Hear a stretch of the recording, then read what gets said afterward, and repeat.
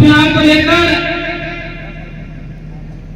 हमारी ये सभा जो हो रही है,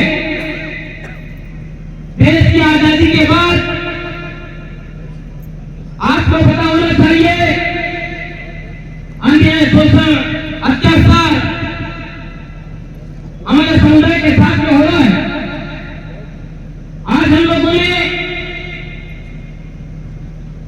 भारत देश आजाद हुआ, जब से शोषित, पीड़ित, दलित समुदाय को आजादी नहीं मिली, उस आजादी के लिए भारत आदिवासी पार्टी की स्थापना की। आपको पता होना चाहिए हमारी अपनी जो भारत आदिवासी पार्टी है, ये पार्टी जल जंगल जमीन किनारे लड़ी। आज तक बीजेपी और कांग्रेस की पार्टियों ने जल जंगल जमीन की बात नहीं करी है, आदिवासियों की बात नहीं करी है, अल्पसंख्यक समुदाय की बात नहीं करी है, ओबीसी समुदाय की बात नहीं करी है। आज तो हमारे यहाँ पर उपचुनाव होने जा रहा है।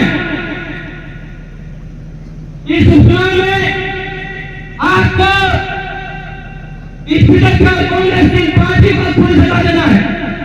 देश की आजादी के बाद से हमारे यहाँ पर केंद्र और राज्य सरकार के द्वारा आदिवासियों के उत्थान के लिए, उनके कल्याण के लिए करोड़ों अरबों बजट दिया था, लेकिन बीजेपी और कांग्रेस के नेताओं ने अपने घर बनाए, अपने शहरों पर दिया, और यहाँ पर जो गरीब जो लोग हैं, पिछड़े जो लोग हैं, उनका कल्याण और उत्थान नहीं किया।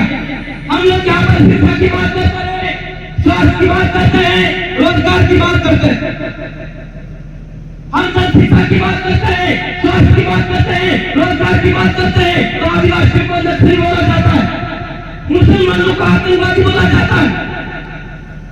बीजेपी और कांग्रेस के लोगों ने बारी बारी से इस क्षेत्र पर राज किया, लेकिन यहाँ पर दलित, पिछड़े और अल्पसंख्यक लोगों का आज भी कल्याण और उत्थान नहीं किया है। हम लोग एक नारा लगाते हैं, जिया और श्री लोग का नारा लगाते हैं। ये लोग कहते हैं, ये जो भारत आदिवासी पार्टी के लोग हैं, ये लोग लोगों को गुमराह कर रहे हैं, लोगों को गुमराह करने का काम कर रहे हैं। लेकिन मैं आपको एक बात बता देना चाहता हूँ साथियों, आज इस क्षेत्र में ये जो उदयपुर संभाग का इलाका है, बांसवाड़ा डूंगरपुर का जो इलाका है, इस इलाके में आप देखिए शिक्षा का जो तंत्र है, उस तंत्र को खोखला कर दिया। बेरोजगारी बढ़ रही है, भूखमरी बढ़ रही है, लेकिन बीजेपी और कांग्रेस के किसी भी नेताओं का मुंह नहीं खुल रहा है। साथ आज सीएडी मंत्री की आप लोग बात करते हो, सांसद निर्मला राज की बात करते हो, ये लोग आदिवासियों के नाम का सर्टिफिकेट लगा के नेता जरूर बन रहे हैं साथियों, लेकिन जिस समाज के नाम का सर्टिफिकेट लगाया है, उसी समाज पर ये गला घोटने का काम कर रहे हैं साथियों। आपको पता होना चाहिए, आज तक बीजेपी और कांग्रेस के लोगों ने हमारे साथ में सोचा व्यवहार किया है, हमारे समाज का को लूटा है, हमारे समाज के कल्याण और उत्थान के लिए जो बजट आता था, उस बजट को इन लोगों ने टकरा है। ये बीजेपी और कांग्रेस के लोग चोर है, लुटेरे हैं, डकैत हैं, इस बात को आपको समझना पड़ेगा।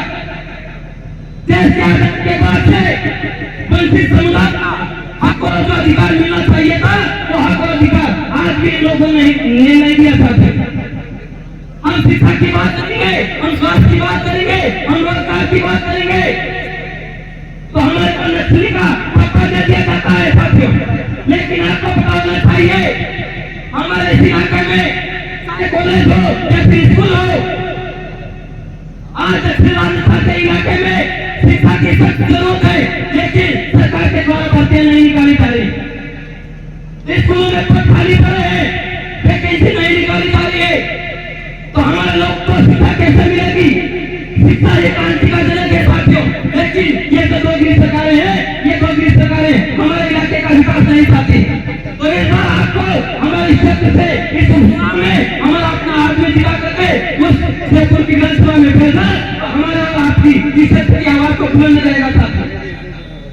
क्योंकि आपको पता है, आपके इस क्षेत्र से, इस विधानसभा क्षेत्र से आपने पहले राजकुमार दिवस को दिखा करके उत्सर्जन करना था, तो लोग मंच पर डालते थे, वहां से कुछ सदन में डालते थे और हमारे क्षेत्र की बात करते थे। तो मैं आप लोगों को एक बात बता देना चाहता हूँ साथियों, आपका इस उपचुनाव में भाजपा जी को पहले 69,000 से जिताया था, लेकिन इस उपचुनाव में आपको ये ध्यान देना है कि हम 1 लाख से 10 तक दिए। आपके अंदर सुन होना चाहिए, आपके अंदर डेडिकेशन होना चाहिए, समर्पण का भाव होना चाहिए साथियों। आप न चाहिए, दिन रात मेहनत करिए और इस क्षेत्र से हमारा अपना नेता सुनकर बैठिए ताकि हमारी आवाज को वहां पर बुलंद करे और हमारे क्षेत्र की जनता को आजादी मिले। आपको पता होना चाहिए देश की आजादी के बाद आज भी आदिवासियों को आजादी नहीं मिली है। हम लोग हमारी आजादी के लिए लड़ रहे हैं, आज भी हमारे अधिकार लागू नहीं हुए। आज आपको पता है संविधान के अंदर जो कानून है वो कानून आज भी लागू नहीं हुए साथियों। तो क्या हम लोग आजाद हो गए? आजकल तेरा चिंता की बात करो, जाति पास के लोग की बात करो। 1874 का जो सेक्युलर सर्टिफिकेट है वो आज भी लागू नहीं हुआ साथियों। तो हम लोगों को और आप लोगों को मिलकर के कंधे से कंधा मिलाना है और हमारे क्षेत्र से हमारा नेता सुनकर विधानसभा में भेजना है ताकि हमारी आवाज को ध्वनि करे साथियों।